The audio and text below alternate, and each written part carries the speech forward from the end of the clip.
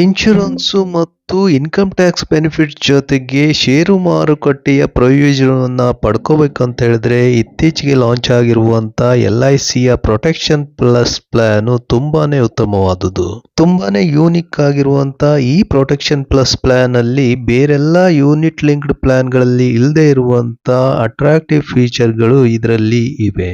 ಇದು ಸಹ ಒಂದು ಮಾರ್ಕೆಟ್ ಲಿಂಕ್ಡ್ ಪ್ಲಾನ್ ಆಗಿದ್ದು ಪಾಲಿಸಿಯಲ್ಲಿ ನಾವು ಎಷ್ಟು ಪ್ರೀಮಿಯಂ ಕಟ್ಟಬೇಕು ಅನ್ನೋದನ್ನ ಡಿಸೈಡ್ ಮಾಡಿಕೊಂಡು ಪಾಲಿಸಿನ ಶುರು ಮಾಡ್ಕೋಬಹುದು. ಹಾಗೆ ನಾವು ಕಟ್ಟುವ ಆನ್ಯುವಲ್ ಪ್ರೀಮಿಯಂ ನ ಎಷ್ಟು ಮಲ್ಟಿಪಲ್ ಅಲ್ಲಿ ಇನ್ಶೂರೆನ್ಸ್ ಕವರ್ ಇರಬೇಕು, ಹಾಗೆ ಪಾಲಿಸಿ ಟರ್ಮ್ ಏನ್ ಬೇಕು, ಹಾಗೆ ಪ್ರೀಮಿಯಂ ನ ಎಷ್ಟು ವರ್ಷ ಕಟ್ತೀವಿ ಅನ್ನೋದನ್ನ ಸೆಲೆಕ್ಟ್ ಮಾಡ್ಕೋಬಹುದು.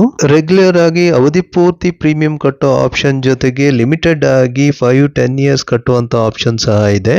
ಈ ಯೋಜನೆ ಇನ್ನೊಂದು ಅಟ್ರಾಕ್ಟಿವ್ ಫೀಚರ್ ಅಂತ ಹೇಳಿದ್ರೆ ಟಾಪ್ ಅಪ್ ಮಾಡುವಂತ ಅವಕಾಶ.